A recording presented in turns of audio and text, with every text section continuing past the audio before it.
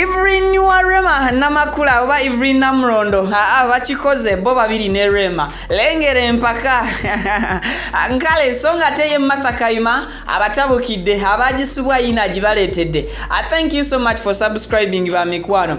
Rema Namakula agezezaako kubeera nga afuna fan obanga anyumirwa n'omukwano gwe infanfe era ngono mukwano gwe simulala ye mukyala amanyiddwa nga Evelyn Namulondo abangi gwe beyitira Evelyn wa Rema. The reason as to why bamutuma Evelyn wa Rema nti ye mukyala yeka asobola okubeera ne Rema Namakula ne bazannyira ddala ebyekyana ekito era bw'obeera olaba obutambi obumu Rema Namakula ng'ali ne Evelyn Namulondo oyinza okulowooza nti Rema oba oli awo na muto wa Evelyn Namulondo. Yeah, of course bwe babeera bano ababiri bali mu kunyumirwa obanga bahavinga fan butuufu tosobola kubeera nga oba oli awo okikkiriza. Ebyo nga mbitadde ku bbali ngenda kubeera nga nkulekera Maziga byewuunyisa tebyetaaga na kubeera nga oli abyogerera kambikuwe gwe kennyini obyewulirire katana bakubeera nga osubscribinga mukwano subscribinga tewerabira nti ba sponsors baffe bangambye nkujjukize Hajjati Kalodo akugamba musomi wa ddua ajja kuba akulombereddwa ey'ensonga genda yasangibwa wakiso ba mu contacting ku namba isimu gyolaba mu kitabe kya Crani ojja kubeera nga buli kimu okifuna bulungi songa te Biva Organic Nacho and Health Products bajjanjabisa ddagala lya butonde basangibwa ku Access Building Rubaga Road agenda ofuna obujjanjabi obw'omulembe mbasibulidde wano kambalekere Maziga I sign out. Muntu yenna ina tewali agala kumanya naye nze ndi weita naye ate si bano nga basomba emmere mu katale k'omubuulo muziri ezaalagirwa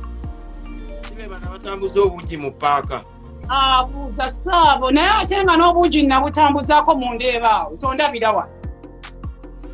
neka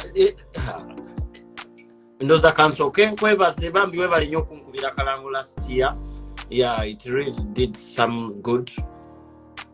Thank you very much. Thank you so much for appreciation. No, that's really nice. Nalinda ka invitation in Kabula. So mbadde nkyakutera nze natambuzaako ku mmere mu ndeebaawo muvaaka yange ya S6 abavubuka gye basimiranga empala amakubu nnyo gonna gagali bweru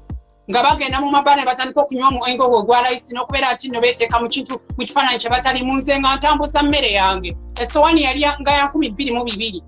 okitegeera naye ate mukama nga njogeramu nangamba nti ate ogenda ku advancinga ku mulimu gwogwo ogende mu ezo hotels ezaalagirwa nze nkolera mu top hotels wano mu Saudi Arabia okitegeera mbadde nkyakunyera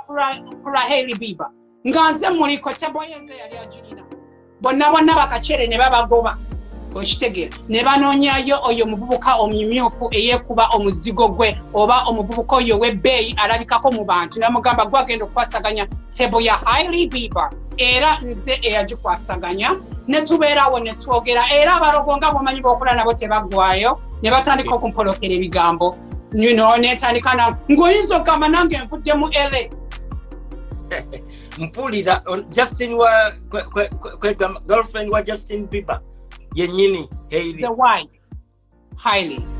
the wife yamukuba embaga okitegeera munange olonga luggwa na performinga bulungi nnyo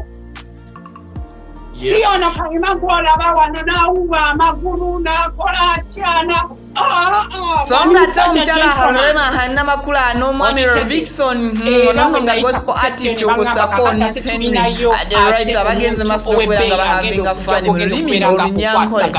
wano Rema Namakula n'omukulu niseni okusako Vixen babadde nga bagezaako okubeera nga banyumyanyumya mu korema nti leka tukozesa olulimi olwafa wano olunyankole era bwatyo niseni bwatyo bagenzi maaso n'okubeera nga abakyamula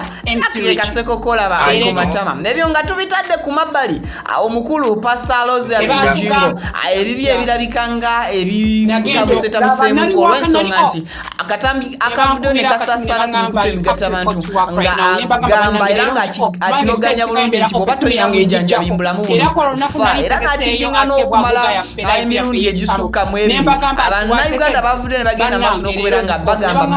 Pastor Mujingo ku luno oyitiridde ensonga ate ozitutte wala nnyo afe wano okuvika exclusive ne tugamba nedda ensonga egamba omuntu okufa tuyinza giyingiramu ng'ate pasita ebigambo bye bulijjo mubimanyi biyita wano ne bikwata wali so nensalawo nedda nti akatambi kano sigenda kwogerera munyo okujjako okuvaayo nekakuwa gwe kenyini kewulirireko ne mukolako bulungi nnyo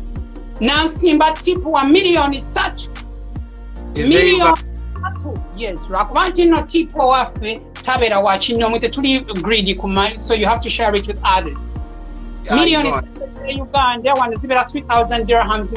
dirhams reals that is peanut money ne mukolako okitegera so singa nalinga akikinaziba kuno nandize nensaba nezisooki si bwe tukola kubanga waliwo lwe batugamba nti nzijukira lwe wagende Paris teweekubya na kifaananyi padde ebintu byo ndoza si bya butaala songa ate ye Dr. Jose Chameleon mukulu ono atako gatageja ayavudde bubi nnyo nabeera ng'ajja